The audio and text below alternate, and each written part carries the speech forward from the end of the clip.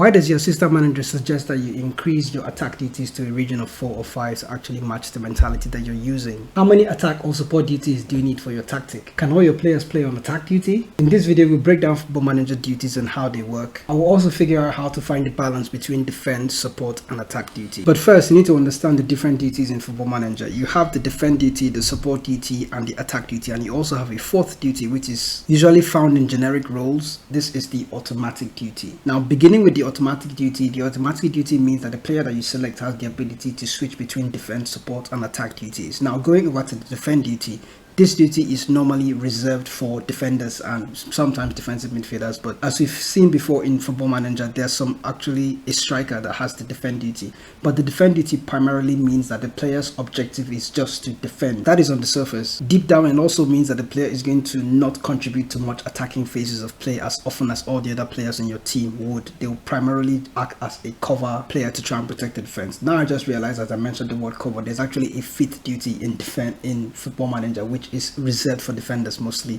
and that is the cover duty. Now you have to make a quick pit stop to Football Manager's central defenders. Now the central defender is the only player that has duties that is cover, stopper, and defend duty. So normally everybody would have defend, support, and attack, or support and attack, but the central defender has the stopper and cover. And the cover duty, like we mentioned, is the one duty that allows the central defender to track back a little bit and just drop deeper to sweep up through balls and stay behind the defensive line. So unlike a normal central defender, instead of staying in a flat back four or in the back line, he's going to move slightly deeper and try to cover up the spaces and then cut out through balls that are coming into that. It's very useful in Football Manager. Now the other duty that we're looking at is the central defender on stopper duty. What the stopper duty does is opposite to what the cover. So instead of just defending in a line, the stopper duty actually steps forward and engages the opposition and stops the attack before it actually gets into the back line or gets into the opposition, into your own defense. You can see it here with the stopper duty. The ball playing defender will push ahead of the defensive line and close down players before they even get into the area. So that is the cover and stopper duty for central defenders covered. Let's get back to the other duties. Now the support duty, primarily this role is to link the defend and attack and also contribute to the play as often as possible. So the support duty has the ability to help out in defense and help out in attack at the same time. You would find this duty in midfielders and sometimes in attacking players. The next duty we're looking at is the attacking duty. Now the primary responsibility for this duty is to get the ball into the box or to get the team forward and try to contribute to goal scoring and chance creation as often as possible, mostly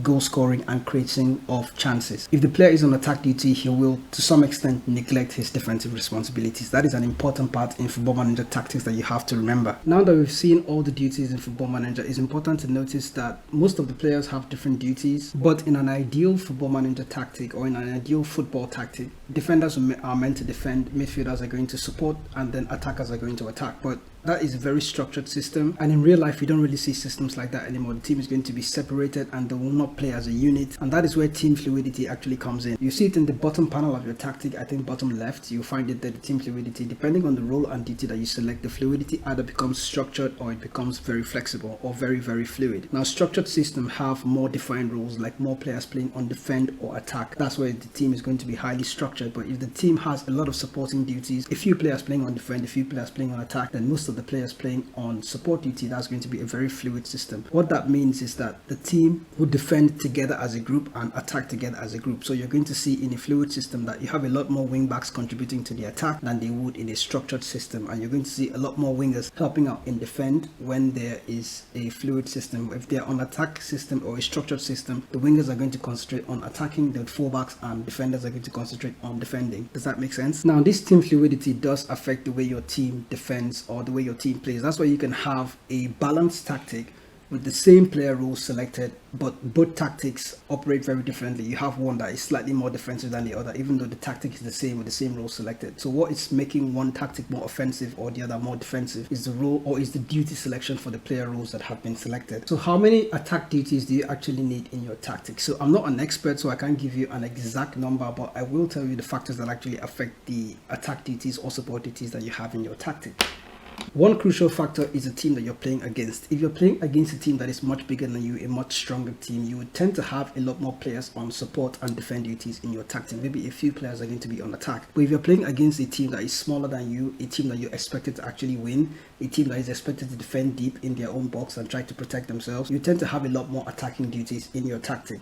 Another thing that also affects your selection of attacking roles or supporting roles in your tactic is the style of play that you're trying to build for your team. If you're trying to build an offensive style of play, you're going to have a lot more attacking players and players on support. If you're trying to build a defensive, cautious and structured style of play, you're going to have a lot more players playing on defend duty or support duty. If you want all your players to contribute into the style of play at the same time, that's attackers also helping out the defense. I've mentioned this before, you're going to have a lot more players playing on support. That is building a fluid system. Another factor that sort of affects the amount of duties that you select is the team mentality that you're using. The relationship between mentality and duties kind of deserves a video on its own, but I'm just going to give a quick explanation. Attacking mentalities have more attack duties, while cautious and defensive mentalities, you tend to have a lot more cautious and support duties in your tactic. If you have more support duties, it kind of means that your players are also going to contribute to both the attacking and the defensive phase of play. Attackers will help out in defense, and defenders, that's wingbacks, will contribute into the attack as well. Sometimes even the libero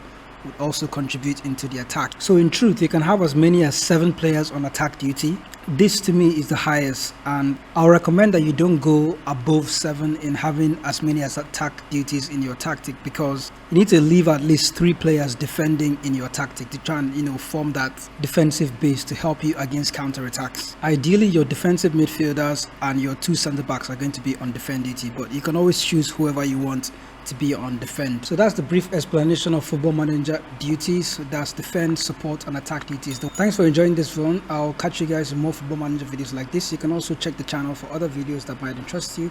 I'll see you in the next video.